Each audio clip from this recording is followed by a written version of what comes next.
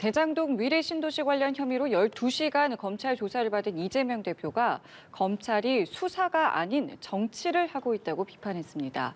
이 대표의 이 발언을 놓고 여야는 다시 한번 충돌했습니다. 네, 검찰이 이 대표에 대한 2차 소환을 요구했습니다. 이런 가운데 민주당은 한밤중에 긴급 비공개 지도부 회의를 열고 총력 대응을 예고했는데요. 관련 내용 포함한 정치권 이슈들 이상휘 세명대 교수, 권지웅 전 더불어민주당 비대위원 두 분과 함께 말씀 들어보겠습니다. 어서 오십시오. 네, 안녕하세요. 네, 말씀드린 것처럼 이재명 대표가 12시간의 장시간 조사 후에도 검찰 수사를 재차 비판하고 나섰습니다. 이 발언 먼저 듣고 대담 시작하겠습니다. 윤석열 검사 독재 정권의 검찰답게 역시 수사가 아닌 정치를 하고 있었다는 느낌이 듭니다. 진실을 발견하기 위한 조사를 하는 것이 아니라 기소를 목표로 조작을 하고 있다는 느낌을 지울 수가 없습니다. 굳이 추가 소환을 하기 위해서 시간을 끌고 했던 질문 또 하고 제시한 자료 또 제시하고 국민 여러분, 오늘 이 현장을 기억해 주십시오. 오늘 이곳은 윤석열 검사 독재 정권이 법치주의를 그리고 헌정 질서를 파괴한 현장입니다. 네, 내용을 좀 요약하자면 검찰이 수사가 아닌 정치를 한다. 기소를 목표로 조작을 하고 있다. 추가 소환을 위해서 시간을 끌었다. 이런 내용들이었습니다. 어떻게 좀 들으셨습니까? 일단 수사가 아닌 정치를 하고 있다라고 지금 이재명 대표가 이야기하는데 저는 개인적으로 생각으로 봤을 때 오히려 수사를 받고 있지 않은 그 받고 있다기보다도 정치를 하고 있다라는 생각이 들어요. 오히려 이재명 대표가. 왜냐 그러면은 이미 다 주지하다시피 이 이재명 대표와 관련된 수사는 민주당과 이재명 대표가 검찰 독재 국가라는 프레임으로 시작을 하고 있습니다. 그래서 이 부분을 시작한 그 부분에 대한 이유는 명확하죠. 뭐냐 그러면 이 수사가 검찰의 탄압이고 검찰의 일방적인 수사고 여기에 대해서는 아무런 죄도 없는데도 불구하고 정치 탄압에 불과하다. 이것을 이제 여론화시키는 그런 작업이라 볼 수가 있겠죠. 어쩌면 상식과 비상식의 대결을 봐야 되는데 이 사건은 이재명 대표가 검찰 수사를 두 번 하고 나서 민주당의 조직적인 어떤 대응이 있지 않습니까? 이재명 대표도 그렇고. 어떻 들으면은 일반적으로 생각하기에 이재명 대표가 아무런 잘못이 없는데도 불구하고 이걸 억지로 수사를 해서 뭔가 범죄 혐의를 덮어씌우는 것이 아니냐 이렇게 오해를 할 수가 있습니다. 그런데 이것은 상식적으로 생각해 보면 아주 간단한 얘기예요. 뭐냐 그러면은 이 사건이 어떻게서부터 시작이 됐느냐고 보면은 2015년 성남시장 당시에 불거진 그런 사건이에요. 어디서 불거졌냐 그러면 대선 때부터 불거졌습니다. 국민의힘도 마찬가지겠지만 민주당 내부에서도 이 부분은 많은 이야기가 됐었던 부분이고 특히 성남 지역 인근에 있는 여론에서도 이 부분은 상당히 문제가 있다고 이미 회자가 됐었습니다.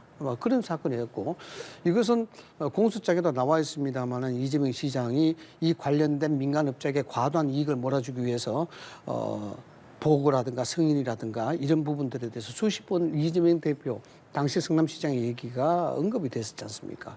그래서 이것은 이재명 대표가 소위 뇌물을 수수했느냐 안 했냐의 문제, 이 본질적인 문제도 문제되겠습니다만은 실질적으로 따져보면은 이 보고 라인에서 승인을 했고 결재를 했고 이 부분에 대한 도덕적 책임도 상당한 큰 영향을 가질 수 있다는 것입니다. 그래서 수사라는 것은 범죄적 혐의를 밝히는 것인데 지금 이 관련해서 왜 어떻게 보고가 됐고 이 과정에서 어떤 역할을 했고 이 부분은 자명하게 이재명 대표가 밝혀야 될 부분이에요. 그것을 검찰 수사 소환을 통해서 이루어지는 것인데 여기에 대해서 검찰이 수사를 하지 않고 정치를 하고 있다 이렇게 이야기를 한다든가 특히 이미 자신을 부르기 위해서 반복적으로 고의로 시간을 지연했다. 네. 이것은 결국 다시 한번 2차 소환에 대한 부분들을 사전에 선긋게 하는 그런 차원으로 보고 본질적으로 이 문제는 자신이 봤을 때는 정치화시키는 것이 유리하다. 그런 건 판단해서 시작된 거라 봐야 되겠죠. 예, 일단 대통령실에서는 별다른 반응은 특별한 입장은 없다고 했고 말씀하신 걸로는 이재명 대표가 오히려 정치를 하고 있다라고 주장을 하셨습니다. 어떻게 좀 들으셨습니까? 그러니까 사실 이 사건은 재작년 11월부터 부각된 사건입니다. 그러니까 검찰이 벌써 1년 반 정도를 다뤘고 윤석열 정부가 들어서서 검찰 수사 지휘부를 다 바꾼 채로도 7개월 넘게 수사를 하고 있어요. 근데 사실은 이렇다 할 증거가 나오고 있지 않습니다. 그러니까 검찰의 주장과 피고인의 주장이 맞서고 있는 것이고 누가 보더라도 어느 한쪽이 무조건적으로 맞다라고 말하기 어려운 상황까지 오고 있어요. 근데 여기에 대한 책임은 저는 검찰에게 더 있다고 생각합니다. 왜냐하면 혐의를 씌우고 일단은 사실은 이번에 배임 행위와 그 이해충돌방지법 이야기를 하기 이전에 이야기했던 게 뭐였냐면 대선 경선 자금 불법으로 뭐 썼다 이런 부분이었어요. 근데 이것도 기소하겠다고 되게 공공연히 떠들어댔지만 이렇다 할 증거가 없으니까 이제 배임과 이해충돌 방지로 상황을 틀고 있는 것이죠. 근데 이 과정에서 검찰은 되게 큰 이익을 얻고 있습니다. 정치적 이익이죠. 그러니까 뭔가 민주당이 아주 범죄 혐의에 연결돼 있다는 인상을 계속 주고 있어요. 근데 이렇다 할 증거 없이 계속 이 사안을 끌어오고 있는 행위 자체가 정치적이라고 할 수밖에 없는 것이고 왜 또 이렇게 이야기 드릴 수밖에 없냐면 이재명 대표와 관련된 혐의만 보면 국민들이 보기에도 수사하고 있는 거 아니냐라고 하시겠지만 검찰이 해야 될 다른 행위까지 좀 넓혀서 보면 검찰의 행위가 매우 편파적이라고 생각할 수밖에 없게 됩니다. 그러니까 이재명 대표는 지금 어쨌건 서면 답변도 하고 2차례 소환에까지 응하고 있어요. 근데 김건희 여사와 관련된 수사는 어떻습니까? 며칠 전에도 지금 대통령실에서 고발하겠다고 하는 건이 김건희 여사 최은순 씨와 관련된 계좌가 사실은 또 다른 작전주에도 사용되었다는 것이지 않습니까? 근데 이와 관련돼서 수사가 어떻게 되고 있습니까? 그러니까 검찰은 오로지 법리와 그리고 증거를 통해서만 수사하겠다고 말하고 있지만 그것이 모든 사람에게 적용되지 않는다고 하는 건 저는 많은 국민들이 이미 이해하고 있다고 생각합니다. 그래서 검찰이 정치적 중립성을 띠기 위해서는 대통령 가족과 관련된 것 혹은 아니면 대장동 일당의 범죄 혐의를 무마해줬다는 검사에 대한 수사까지 진행될 때 비로소 정치적으로 중립이다라고 말할 수 있는 것이지 뭐 이재명 대표 건과 관련된 행위만으로는 저는 그것이 일단 설명되지 않겠다 이렇게 생각됩니다. 예. 사실 검찰은 원래 27일이랑 30일 2번 출석하라고 했었는데 한 번 출석을 한 거잖아요, 토요일에. 네. 2차 조사까지 나오라고 했습니다. 이재명 대표가 응하지 않을 걸로도 보이는데 2차 조사 필요하다고 보시는 겁니까? 어떻습니까? 당연하게 필요하지 않겠습니까? 뭐 200장 넘게 질문지를 가져가 있고 아시다시피 이 사건은 이미 오래전부터 진행되어 왔던 사건이고 의혹도 그만큼 많은 사건입니다. 뭐 검찰 조사를 한 번쯤은 받아본 사람들은 이 말이 고의적으로 검찰이 조사를 누락시키고 지연시키고 있다 이 말이 얼마나 황당한 말인가는 아마 알 수 있을 거예요. 9시 반에 출석을 했지 않습니까? 9시 반에 출석하게 되면은 조금 있으면 점심시간입니다. 점심시간이고 서너 시간 밖에 되면은 10시 반 조사에 들어갔으니까 점심시간 그다음에 저녁시간 그리고 여기에다 심야 조사까지 거부를 했어요. 여기 뭐냐 그러면 서면 조사 33쪽짜리로 그렇게 대신했다는 거 아닙니까? 이거 보면은요 진술 거부권 행사를 했고요. 그다음에 뭐 저녁 심야 조사도 사실상 거부했고 뭐 이런 것들을 거부했으니까 그런 시간을 다 빼고 나면은요 실질적으로 검찰이 조사할 수 있는 부분들은 엄청난 한계가 있을 수밖에 없어요. 이 많은 방대한 사건을 하루 뭐 한 번 정도 소환해서 12시간 조사에 끝났습니다. 이거는 사실상 뭐 어불성설이라 봐야 되겠죠. 그래서 어차피 2차 소환 조사는 필요한데 이미 이재명 대표는 조사를 받고 난 후에 2차 소환 조사에 대한 부분들을 선긋기에 나섰지 않습니까? 그래서 이 부분은 상당히 좀 문제가 있다라는 봐지는 것이고요. 그런 측면에서 이렇습니다. 뭐 한 가지만 더 덧붙여서 이야기한다면 상식선에서 자꾸 제가 이야기를 들을 수밖에 없는데 원래 검찰 조사를 받게 되면요 억울한 사람들은 시간을 늘려가고도 그 해명을 해야 됩니다. 그렇지 않습니까? 서면 조사를 왜 합니까? 억울하지 않으면.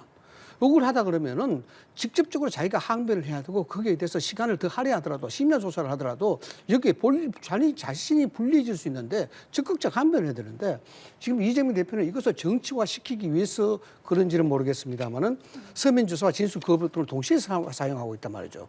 이거는 결국 불리하니까 말을 하지 않겠다는 거하고 똑같은 겁니다. 억울하면 말을 많이 해야 되죠.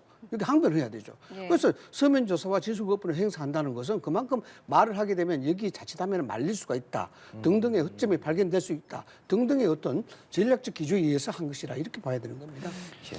저는 뭐 교수님이 말씀하신 대로 검찰이 정말로 중립적으로 고민하고 있다고 한다면 이재명 대표께서 충실히 이야기하는 게 더 맞다고 생각돼요. 근데 만약 그것이 아니라 이미 기소하려고 단정하고 있다고 하면 굳이 검찰에게 이야기할 필요 없이 법정에 나가서 이야기하면 되는 부분입니다.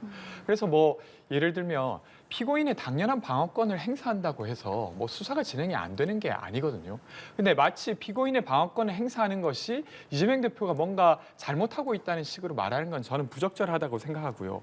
그리고 사실은 검찰에게 검찰이 원하는 답변을 해야만 성실하게 수사를 받고 있는 것은 아닙니다. 그래서 지금 특히 이 사안 같은 경우는 검찰의 주장과 피고인의 주장이 되게 맞서고 있는 것이에요. 그렇기 때문에 저는 이것이 불필요하게 피의사실 공표되어서 지금 이 자리에서 뭐 그것이 맞냐 안 맞냐 이렇게 다루는 것보다 법정에서 다루는 것이 적절하다고 생각합니다. 네, 의원님. 그러니까 어제 주말이었는데도 밤늦게 민주당에서 비공개 회의했다고 하고 3시간 얘기했었다고 했잖아요. 근데 이런 것들이 장외투쟁으로도 해석이 되는 상황인데 당내 사실 이 부분에 대해서 뭐 당원 80조도 그렇고 기소됐을 때 이재명 대표의 거취에 대해서 묻는 의원도 있다라고 전해지고 있는데 어떻습니까? 당내 다른 목소리 나오는 거 들리는 거 없으십니까? 뭐 실제로 이야기될 수밖에 없죠. 그러니까 일단 그 전반적으로 민주당이 하는 여러 가지 행위가 있는데 그 중에서 유독 이 이재명 대표와 관련된 수사와 관련된 것만 뉴스가 되는 경향이 좀 있습니다. 물론 다른 것 역시 뉴스가 되긴 하지만 근데 이런 상황을 어떻게 극복할 거냐가 민주당의 과제이고요. 또 하나 더는 당원에 명기된 것 중에 하나가 비리 혐의로 기소될 시 일단 당직을 정지한다. 네. 그리고 상황에 따라서 그것을 당무위원회에서 논의해서 그것을 뭐 다르게 결정할 수 있다. 이렇게 이야기하고 있기 때문에 일단 이재명 대표가 가진 대표라는 당직에 관련한 이야기는 공적으로 저는 돼야 된다고 일단 생각하고요. 근데 그때 지금 검찰이 어느 정도 혐의를 밝힌 상태에서 기소했느냐에 따라서 그 판단이 저는 달라질 거라고 생각됩니다. 근데 지금처럼 성남FC 건 관련한 것이나 아니면 대장동 관련한 것이나 이런 것과 관련돼서 이렇다 할 구체적인 검찰의 주장을 뒷받침할 근거가 없는 상태에서 기소가 되었고 그 때문에 당직이 정지돼야 된다고 한다면 여기에 반발하는 의원들 혹은 아니면 당원들이 많을 수밖에 없고요. 근데 그것이 일정 정도 이해할 만하다. 법정에서 다룰 때까지는 당직을 정지할 만하다고 하면 당직이 정지되는 방식이겠죠. 그래서 저는 이 논의는 민주당 내에서 일단 되고 있다고 말씀드리고 싶습니다. 네. 그 말씀을 좀 들어보면은 뭐 충분히 좀 일리 있는 말씀은 맞습니다. 우리 군인께서 하시는 그 말씀이 이것은 뭐 쉽게 표현을 하자 그러면은 검찰이 이재명 대표를 기소하기 위해 미 사전에 각본을 짜놨기 때문에 여기 불리하기 때문에 진술을 하지 않는다. 그 나머지는 이제 법정에 가서 해야 된다. 뭐 이런 어떤 논리로 받아들일 수가 있는데 이게 지금 수사입니다. 이것을 어떤 뭐 구체적 물증이 있다 없다를 떠나서 여러 가지 이거는 그 당시에 성남시 주변에서도 소문이 흉흉했을 만큼 세간이 많이 알려진 사건이었어요. 쉽게 이야기하자 그러면 이 사건은 검찰이나 경찰이 인지수사를 해도 되는 그런 사안이었다. 이렇게 볼 수가 있습니다.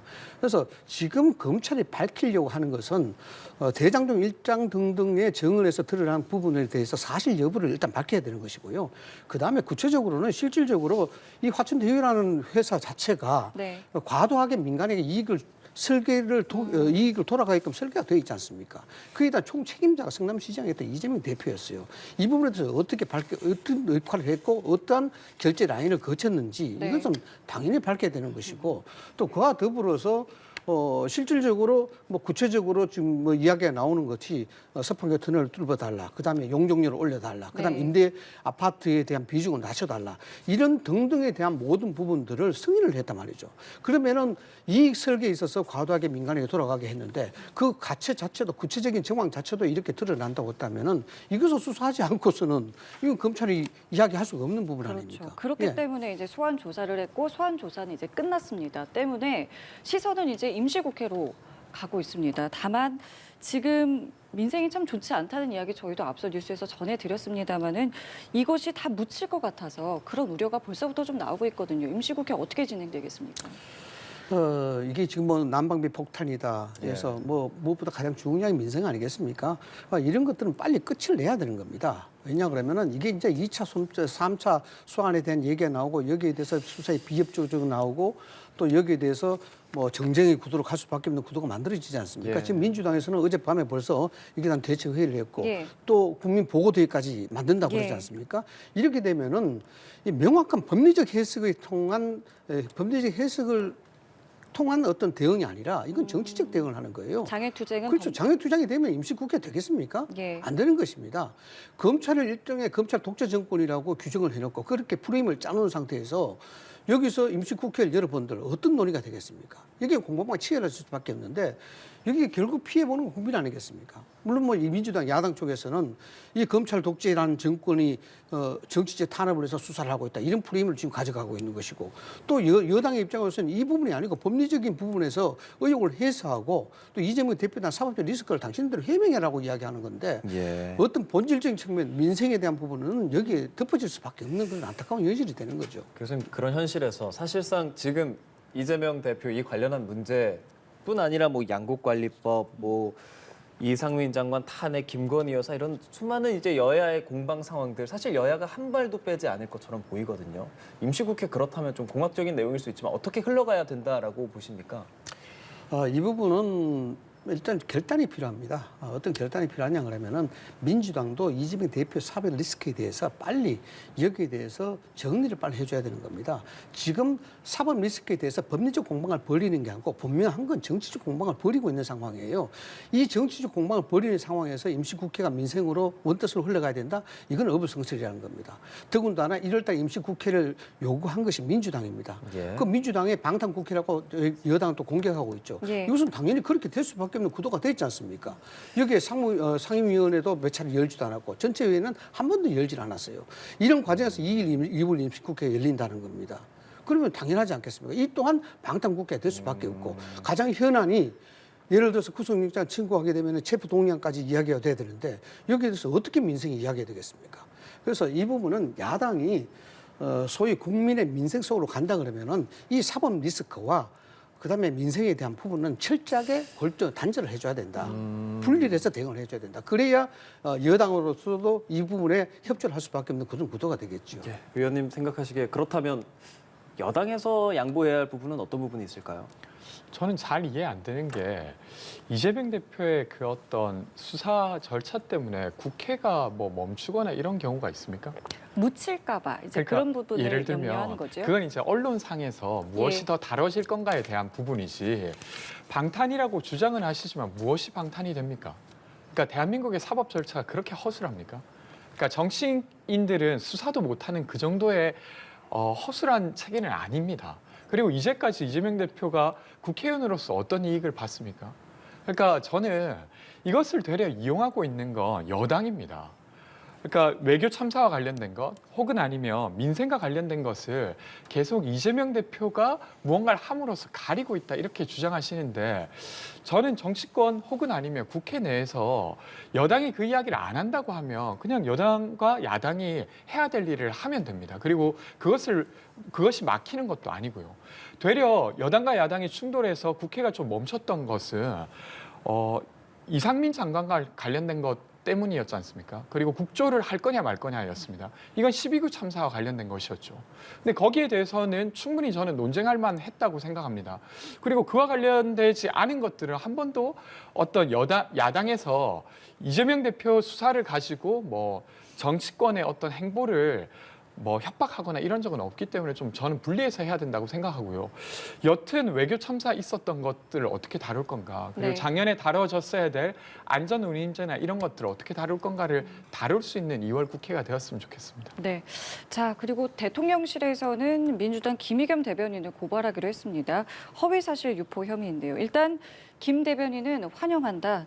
특검을 좀 받는 게 어떻겠느냐라고 했습니다. 일단 이 부분 의원님 생각부터 들어보겠습니다. 저는 대통령실에서 이걸 고발하겠다고 하면서 더 이 사안을 키운 거라고 생각되는데요.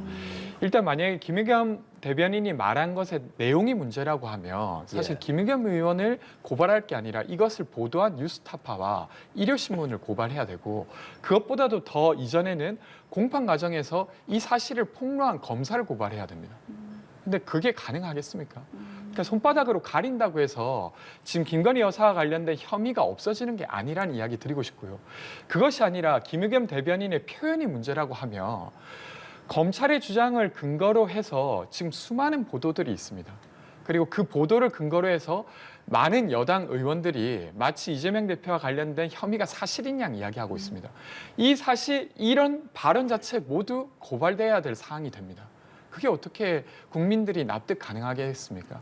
그러니까 이게 되려 김건희 여사와 관련된 어떤 것에 대해서 뭔가 신경질적으로 반응하는 것 같아요. 그 과정에서 저는 헛발질이 나온다고 생각하고 정말로 고발이 된다고 하면 김건희 여사와 관련된 주가 조작 의혹이 더 잘 밝혀질 수 있는 계기가 되지 않을까 싶습니다. 예. 일단 지금 현재 나타나는 현상들은 뭐 한마디로 추에 관해서 이야기한다 그러면은 이재명 대표에 대한 사법 리스크 그리고 그에 대한 이재명 대표의 대응 이런 것들은 크게는요 정치를 볼모로 하고 있는 것이고 작게는 민주당을 볼모로 하고 있는 것입니다. 그렇기 때문에 우리가 다듬고 다시 한번 다잡아야 될 민생 문제가 이 정치적인 어떤 현안 문제에 덮어질 수밖에 없는 그런 안타까운 현실을 봐야 되는 것이고요. 김건희 여사에 대한 이 수사 지금 뭐 형사 명예훼손으로 고발한다고 이야기했고 예. 김의겸 의원이 그렇게 좀 치고 나온 그런 상황 아닙니까? 이 역시도 마찬가지로 프레임에 대한 전환 이런 거를 볼 수가 있겠습니다. 사법 리스크에 대한 부분들을 국민 전환시키기 위해서 정치적 이슈에 또 다른 부분들을 부각시키는 어떤 그런 전략적 전술로 이렇게 이해될 수밖에 없는 그런 상황이 되고 물론 앞으로 여론이 어떤 식으로 이것을 다루게 될지는 좀 지켜봐야 될 문제입니다. 그런데 이제 중요한 것은 하나가 있죠. 뭐냐 그러면은 우리가 흔히 이야기한 대로 메시지에 자신이 없으면 메신저를 공격하라는 그런 얘기였습니다. 이거는 부정적인 어떤 기류에서 봤을 때 그렇습니다. 김의겸 의원이 이야기하는 메시지의 내용들 과연 신뢰할 수 있을까에 대한 문제를 우선적으로 첫 번째로 거론해야 될 부분입니다. 청담당에 대한 어떤 룸사롱에 대한 얘기도 그렇고 이런 것들이 이미 국민들에게 이야기할 수 있는 즉 소구할 수 있는 신뢰성은 이미 훼손이 됐다. 이렇게 김의겸 의원이 그렇기 때문에 이 사람이 주장하는 부분에 대해서 과연 국민적 신뢰를 가질 수 있을까에 대한 문제가 첫 번째고 그다음 두 번째 그러면 형사 고발을 왜 이야기를 할 수 있을까에 대한 예. 부분입니다. 형사 고발은 이것은 문제를 더 키웠다는 것이 아니고 극단적 상황에서 이제는 묵과할 수 없다라는 것을 이해를 해야 되는 것입니다. 지금까지 김의겸 의원이나 민주당이 김건희 여사에 대한 부원 공격은 상당수 많이 지속이 되어 왔습니다. 그리고 악의적이고 상당히 상식적으로 이야기 언급조차도 힘들 정도로 인신공격적인 얘기를 해왔어요. 그동안 정부 출범 이후 그전에 대선 정부서부터 시작이 돼서 계속 진행이 되어 왔는데 지금까지 참아왔지 않습니까? 여기에 대해서 더 뚜렷한 대응을 사실 안 했어요. 이 부분은. 그걸 왜 안 했냐 그러면은 방금 이야기하신 대로 이 부분에 불거질 수 있다는 겁니다. 오히려 정당성에 대한 부분들, 진실성에 대한 얘기보다도 이것이 영부인이라는 대통령 부인이라는 어떤 가치 때문에 이것이 오히려 더 키워질 수 있다는 그런 여론에 대한 악화 우려 이런 것을 염두에 둔 것이거든요. 그런데 이 구체적으로 지금에서 주가 조작에 대한 부분들을 이야기하고 여기에 대해서 김의겸이 다시 한번 이 정부에서 치고 나오니까 이제 용산의 입장에서 여기서 묵과할 수 없다라는 부분이죠. 그렇습니다. 개인이 가질 수 있는 뭐 자유는 뭐 상당히 많지 않습니까? 이 주가에 대한 부분, 뭐 계좌 가지고 있다 해서 이거 죄가 되지 않지 않습니까?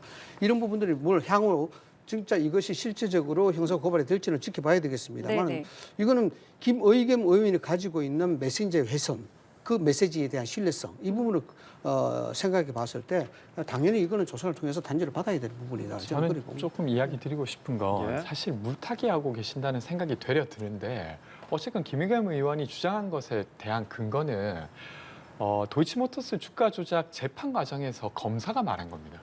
그러니까 공판 과정에서 말한 것이기 때문에 신뢰성이 되게 높다고 볼 수밖에 없죠. 그것이 온전히 사실이다 아니다를 따지기 이전에 사실 가능성이 높다고 볼 수밖에 없어요. 근데 그 내용을 보면 김건희 여사의 계좌 그리고 최은순 씨의 계좌로 도이치모터스 주가 조작 세력이 주가 조작을 하다가 잠깐 쉬는 시기에 우리 기술이라고 하는 주가를 가지고 또 장난을 칩니다.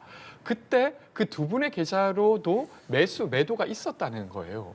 그러면 충분히 그냥 도이치모터스 계좌뿐만 아니라 그리고 도이치모터스 계좌를 아주 우연하게 그 시기에 샀던 게 아니라 정말로 주가 조작 세력과 연관될 수밖에 없겠다는 합리적 의심을 할 수밖에 없는 것입니다. 예. 근데 오로지 법리와 증거를 통해서만 움직인다는 검찰을 우리가 믿는다면 네. 이 역시 당연히 수사돼야 되지 않겠습니까? 예, 알겠습니다. 주제를 좀 바꿔볼게요. 국민의힘 전당대회 이제 이번 주에 후보 등록 있잖아요.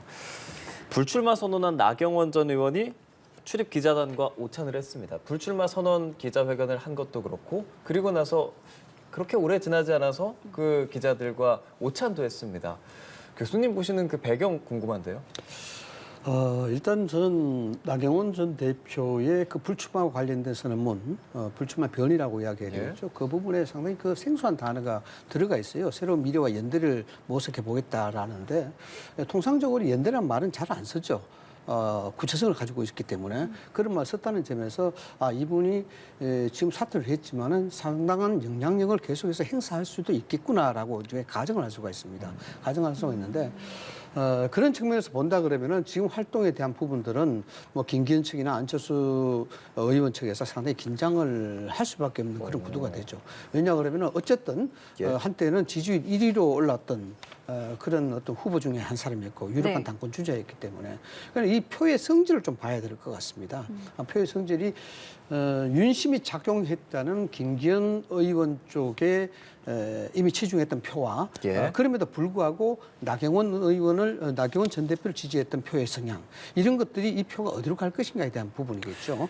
지금을 보면은 뭐 여론상으로 언론 보도에 나왔습니다만 상당 부분 뭐 16.7%인가 뭐 그 정도 급등했다는 그런 얘기도 나오고 있는데 표면상으로는 지금 안철수 의원 쪽으로 흘러가는 그런 분위기를 볼 수가 있습니다. 네. 그런데 꼭 그렇다고 해서 안철수 의원 쪽에 유리할 것이냐에 대한 부분은 좀 아직 시기상조인 것 같아요.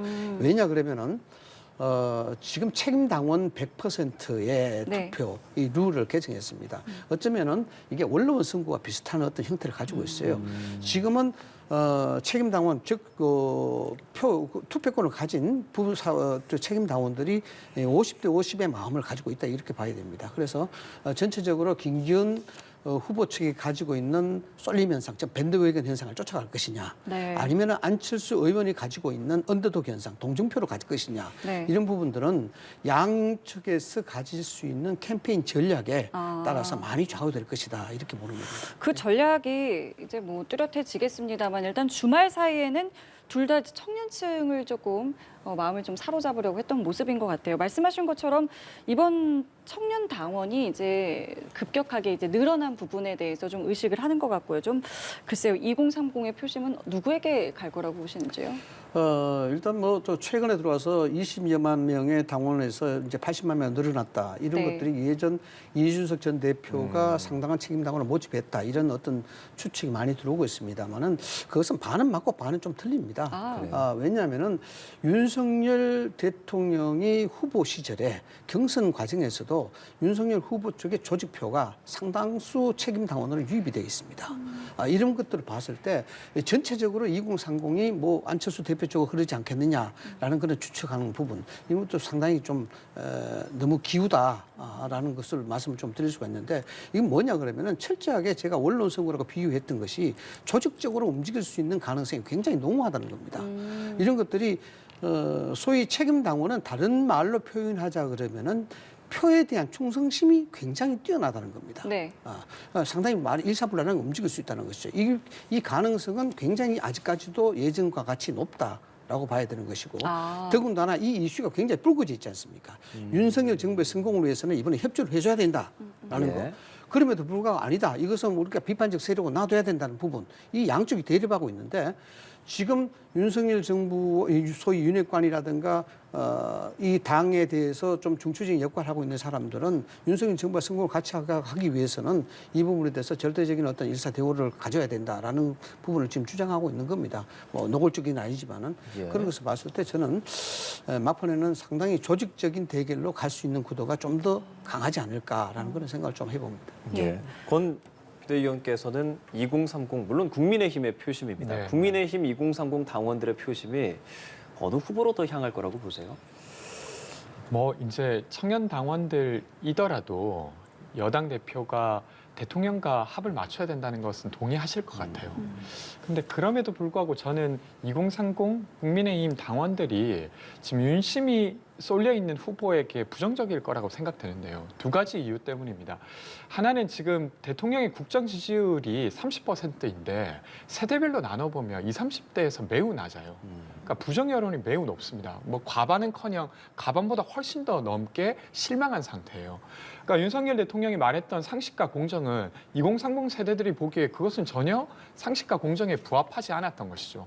그래서 그 지점에 있어서 윤석열 대통령이 미는 후보에 대한 부정성 필요성이 있다고 생각하고 두 번째는 어쨌건 젊은 세대일수록 과정의 투명성에 되게 민감합니다. 그리고 과정상의 민주성에 대해서도 사실은 되게 주목해서 보고 있죠. 근데 그 측면에서도 사실은 출마조차 못하겠어요. 그러니까 대통령실에 비서실장이 나서가지고 아주 공공연하게 어떤 한 후보를 지칭하면서 나오지 말라고 말을 했단 말이죠.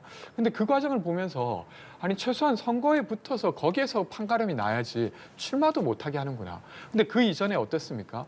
민주적으로 선출된 이준석 대표라고 하는 대표를 또 내부 총질이라는 문자를 써서 완전히 쫓아냈어요. 그런 맥락으로 볼 때 저는 윤석열 대통령의 마음이 쏠려 있는 후보에게 긍정적이지 않을 것 같다는 생각입니다.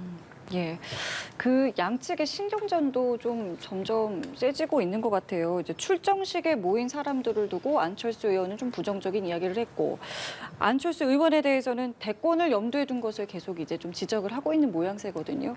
어떻게 좀 둘의 신경전을 좀 보고 계신지요? 예, 뭐 우리 군인님 말씀을 좀 들어보니까 되게 이준석 전 대표를 좋아하시는 것 같아요. 아, 그렇진 않습니다.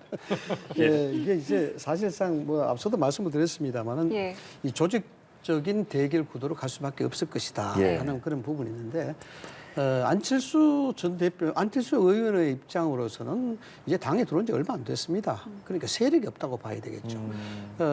이벤트를 한다거나 세리머니를 한다거나 이렇게 되면은 조직력이 갖고 있는 김기현 후보 측에 비해서 열세가 될 수밖에 없겠죠.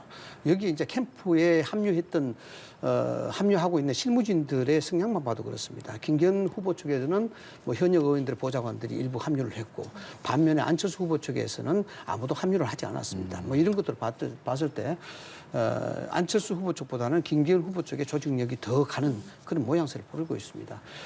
그런 측면에서 본다 그러면 안철수 후보 쪽에서는 이게 상당히 좀 불편하죠. 예. 불편한데 이 캠페인을 어떻게 가져가면 많이 할 수 있을 것인가 저도 사실 궁금합니다. 이런 부분에 대해서. 네. 앞서도 이야기했듯이 언더독 현상을 어떻게 일으킬 것인가에 대한 부분인데 반면에 이제 김기현 후보 측은 이렇게 조직력을 앞설 수밖에 없죠. 이 부분은 명분을 확실하게 가져가는 겁니다.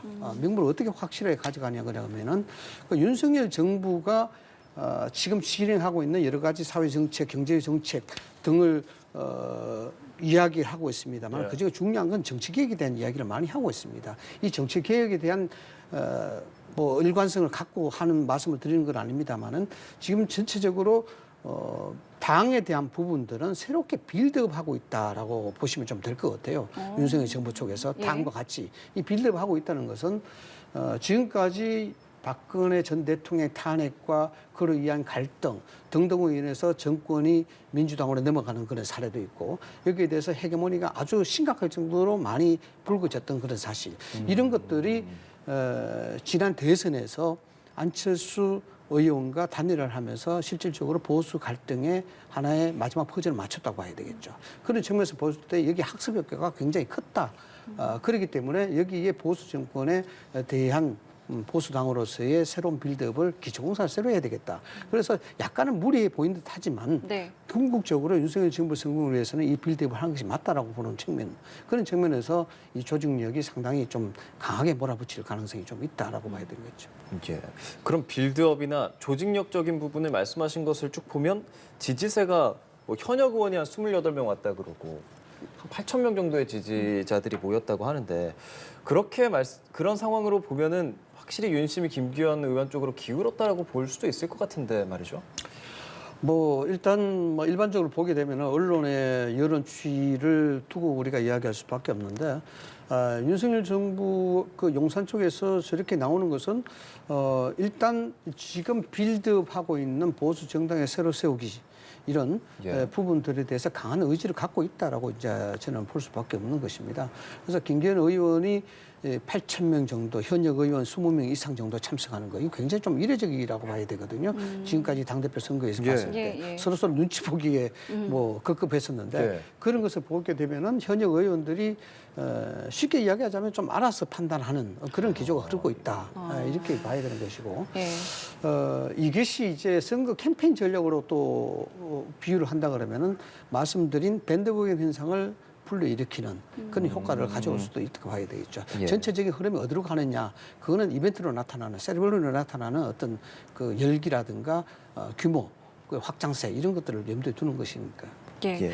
자, 그러면은 변수가 이제 뭐가 있을까라고 했을 때 언론에서는 아직까지도 이제 유승민 전 의원의 출마에 대한 이야기를 하고 있습니다. 뭐 전혀 뭐 행보를 하지 않고 있기 때문에 어떻게 좀 봐야 될지를 모르겠는데 일단은 좀 어떻게 좀 생각하고 계세요? 저는 뭐 개인적으로 봤을 때 일단 유승민 전 의원은 출마를 하지 않을 것이다라고 봅니다. 하지 않을 것이다. 뭐 일단 타이밍 자체도 벌써 실기를 했고요. 출마를 하게 되면은 정면 돌파 전략을 통해서 뭐 일찍부터 이렇게 나온다 그러면은 상당한 좀 임팩트가 있으리라고 생각이 드는데 지금 와서 출마를 한다는 것은 뭔가 좀 맞지 않는 그런 분위기가 된다라고 보는 것이고 문제는 지금 여론조사상에 7, 8% 정도 나타나고 있는 이 지지에 대한 표심 네네. 이것이 어디로 갈 것인가에 대한 부분이죠. 네. 실질적으로 이렇습니다. 간단하게 비교를 하자 그러면 유승민 전 의원이 만약에 출마를 하지 않고 저는 안철수 의원을 지지하겠습니다라고 나온다 그러면은 이것이 안철수 의원에 대한 전통적인 보수 지지층들의 지지 이것은 오히려 또 빠져버릴 수도 있는 그런 그럴 위험성도 가능성이 가지고 있겠습니까? 그렇죠. 왜냐하면 결이 다르기 때문에 빠질 수 있는 그런 가능성도 있고 그렇다고 해서 이것을 유승민 전 의원이 뭔가 모르게 안철수 의원을 지지하지 않고 독자적인 어떤 뭐 행보를 한다 그러면은 이건 또 유승민 전 의원 측이 가질 수 있는 정치적인 실리와는 조금 다른 행간이 있거든요. 이 정치적 실리라는 것은 뭐냐 그러면은 어쨌든 이준석 전 대표와 유승민 전 의원 등등이 같은 어떤 한 배를 탄 정치적 운명 공동체다. 이렇게 이제 가정을 한다 그러면은 지금 상황에서 당내 지분을 어느 정도 확보하지 않으면은 차기 총선에 상당한 문제가 있을 수밖에 없고 보수 정당 후보로부터 이원화될 수밖에 없는 그런 구도가 된단 말이죠. 그래서 결론적으로 이 당대표 선거에 유승민 전 의원이라든가 이준석 전 당대표는 어느 정도 개입할 여지가 충분히 있다라고 봐지는데 그 방법적 측면에서 문제가 된다는 것이죠. 그러니까 반윤의 어떤 대표 주자의 이미지가 있는 유승민 전 의원이기 때문에 유승민 전 의원이 공개적으로 누군가를 지지하면 전통적 지지층이 오히려 빠질 수 있다. 이런 분석이거든요. 그렇죠. 그럴 수 있겠죠. 사실 유승민 전 의원에 대해서 말씀드리려고 하니까 또 교수님이 좋아한다고 하실까 봐 조금 주저되긴 하는데 저는 개인적으로는 뭐 호불호와 상관없이 유승민 전 의원이라도 출마하면 어떨까 하는 생각은 합니다. 그게 유승민 전 의원에겐 되게 가혹한 길이라고 생각되지만 왜 그렇게 생각하냐면 저는 지금 이번에 그 국민의힘 어떤 전당대회가 물론 상대당의 이야기이긴 하지만 너무 민주주의가 퇴보하는 방식으로 진행되고 있다고 생각합니다. 그러니까 전당대회가 당원들이 당대표를 선출하는 과정이 부각되기보다는 마치 그러니까 지명직 당대표처럼 윤심이 어디로 가느냐에 따라서 그냥 누가 되느냐가 훨씬 더 중요하게 다뤄지는 전당대회가 되고 있어요.